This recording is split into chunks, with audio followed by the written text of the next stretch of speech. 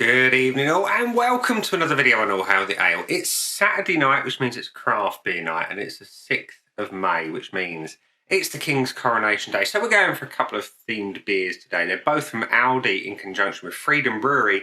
It's these two. It is Long May He Reign and Long Live the King. One of which, or Long May He Reign, is a 4.5% organic IPA. And Long Live the King is a 4% session pale ale. And I picked them up, about £1.70 a can, give or take a smidge, in Aldi. And I thought, why not do them today as a pair? Because, hey, Coronation only really happens once in our lifetime. There's many who didn't even see one. So we're going to have two beers today, just because we can. It's a special occasion, and why not? Why not? Anyway, we're going to start by pouring the session pale, and it says on the back that it's a thirst-quenching pale ale with refreshing tropical notes, and of course it says it's brewed in partnership, with Freedom Brewery. There's no clue as to the ingredients at all. No, nothing other than that it contains barley and rye. That's all you get. And the organic IPA, like I say, 4.5%, says that it's an organic IPA with white wine. Of all things. That's it. Again, no clue. The only allergen in this is barley. No clue as to the hops. No, nothing. So an organic IPA with wine. Interesting. Never had that combo before. So we're going to start by pouring the session pale. And we're going to pour that into a teku. I've only bought 2 glasses with me for my temporary move while building work's going on. The teku is one. The other one you'll see in a moment. So the pour on the session pale is, well, unsurprisingly pale. Clear as a bell. Jesus. The glass, though, is about as dirty as Prince Andrew. Beer's clear as a bell. Pale gold. Foamy white head. And looks all right. Let's have a whiff on this one while it's fresh.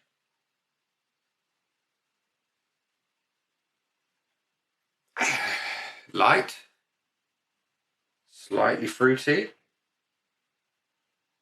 really not a lot going on though, but for £1.69 a can I really didn't expect much, I'll be brutally honest. Light and fruity. Anyway, let's go and pour some of the organic IPA with wine into this glass and crack it open. A bit iffy with the wine thing, I must admit, but let's see how it pans out. So the pour, a little darker, which is a good thing for me. Not going to go mental and pour the lot. A little bit more colour. Yeah, it's more like it. I like that colour. Tighter white head, a little bit of off-white colour to it. Much better looking beer. So a whiff. Again, light, not a lot going on. A little bit of hop. A little bit of fruit. I am getting that tartness of a wine. Not a huge amount, but it doesn't smell like an IPA as I know it. Yeah. Anywho, there we go. So they look. This one looks better than this one. We're not comparing and contrasting here. We're just doing 2 in 1 because we can, and it's not very often I get to do it anymore. So let's have a taste of the session pale.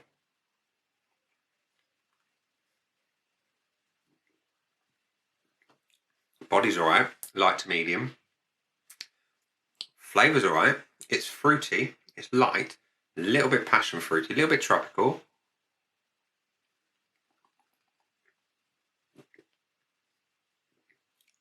It does have a slightly artificial flavour going for it.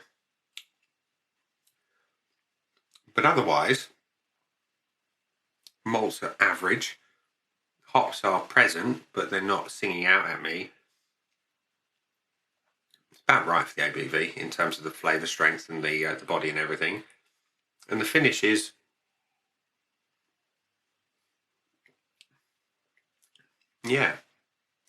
comes to that in a minute.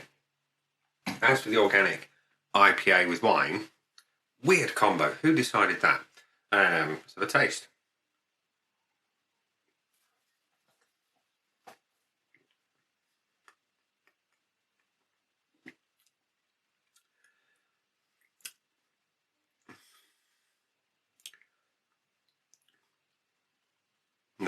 Not for me.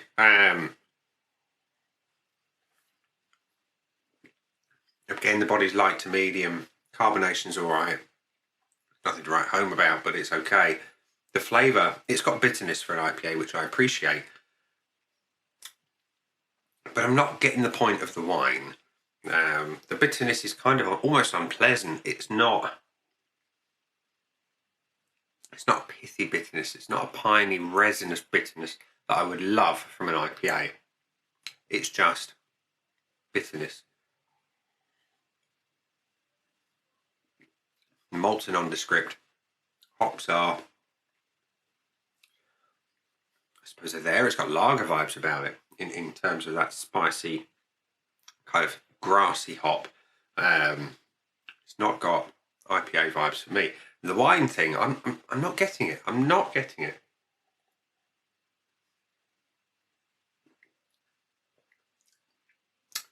Yeah, it's an unusual beer, that. Interesting.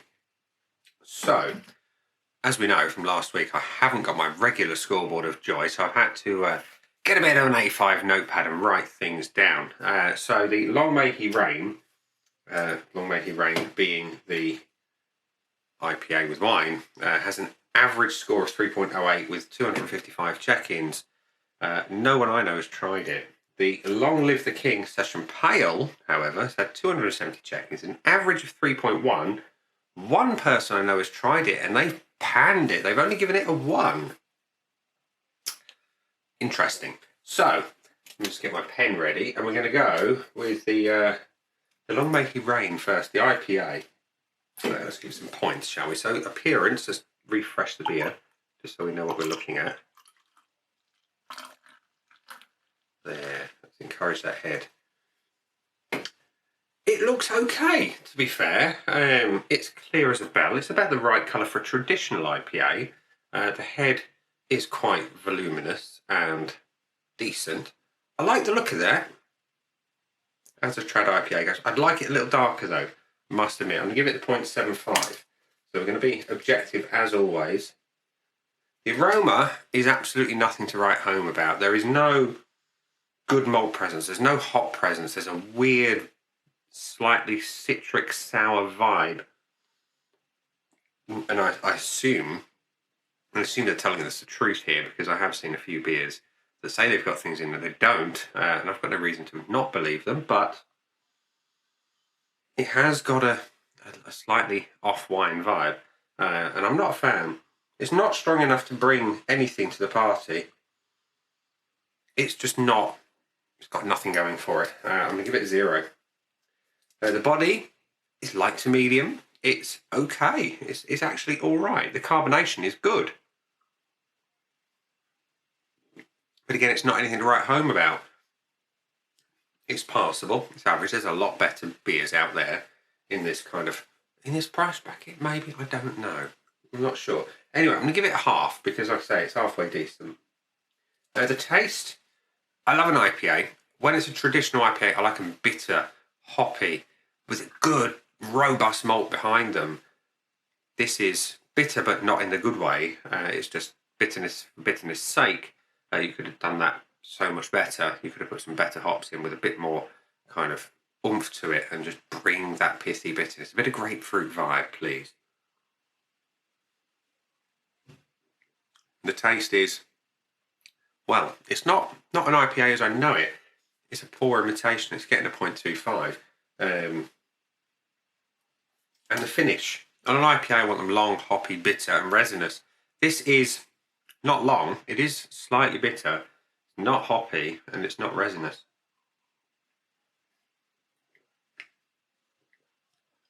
It's not 1 for me. Again, it's only a 0.25, which means I've given it 1.75 out of 5. One of the lowest scores I've given it in a long time. So, on to the Long Live the King, and long may he live, let's be honest. Good old Charlie. And if anyone hasn't noticed on the cans, you've got a Charlie Spaniel. I think it's a King Charles anyway. Look at it. It's nice. As for the beer, though, let's try and encourage a head.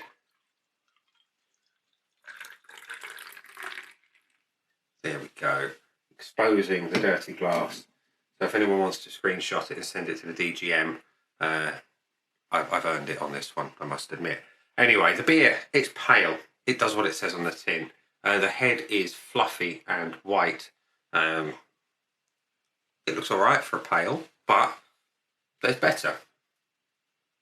It's okay. I'm going to give it 0.75. Much the same as Long May He Reign. Aroma, again with this one, the only thing it's got going for it is a slight tropical hint, and it is so subtle, it's one of those you blink and you'd miss it. It's really weak on the nose, but otherwise quite sweet. Get a 0.25 because it has got something there that I like. The body, let's find out again. Light to medium. The carbonation is okay. It is okay. Fits the style, I must say. So I'm going to give it the 0.5. It could be better. I'd like it a little bit more oomph to it. Anyway, the flavour profile, the taste. Do I like it? Is it good? On a beer of this nature, I want, on a pale, I want some bitterness. I want some. I want it to deliver what it says on the tin, namely fruits. It does kind of. It's light, it's a little bit tropical, a little bit citrus. Better than the other one, that's for sure, but not by much.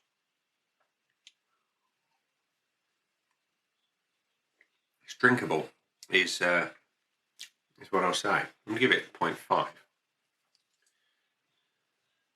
And the finish. I want it bitter. I want it hoppy. I want it relatively long, much like an IPA, just not quite as intense. And this one has a better bitterness. It's got a little bit of something about it. The hops are present more so than in the IPA with wine. Still can't get my head around that. And again, it's relatively long, quite sweet, and a little bit dry. It's having the 0.5, which means it's got 2.5 out of 5 from me. So, interesting. They're both quite low. One bang down the middle, one very quite low. Well, I say very quite low. That's a real weird mix of words. 1.75, one of the lowest scores I've given for a long time. Do any of them get bonus points? Would I buy either of them again? No, I'm going to be brutally honest, I wouldn't. Number one, they're not good enough to warrant buying again. They're not something that I would sit and even buy cheap and keep in the fridge for other people to have, because I like to treat my friends better than that.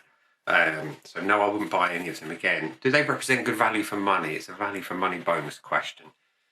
Maybe. I mean, they're £1.69 a can. And if you are one of those people who doesn't really care about your beer, then yes, you could argue they're good value for money. But for someone like myself who doesn't get to drink a lot of beer and likes to have quality beer when they do, these don't fit that pattern in any way, shape or form. So I'm going to say no, they don't represent value for money. And of course, they can't have full bonus because neither of them got 5 out of 5. So we're going to leave it there.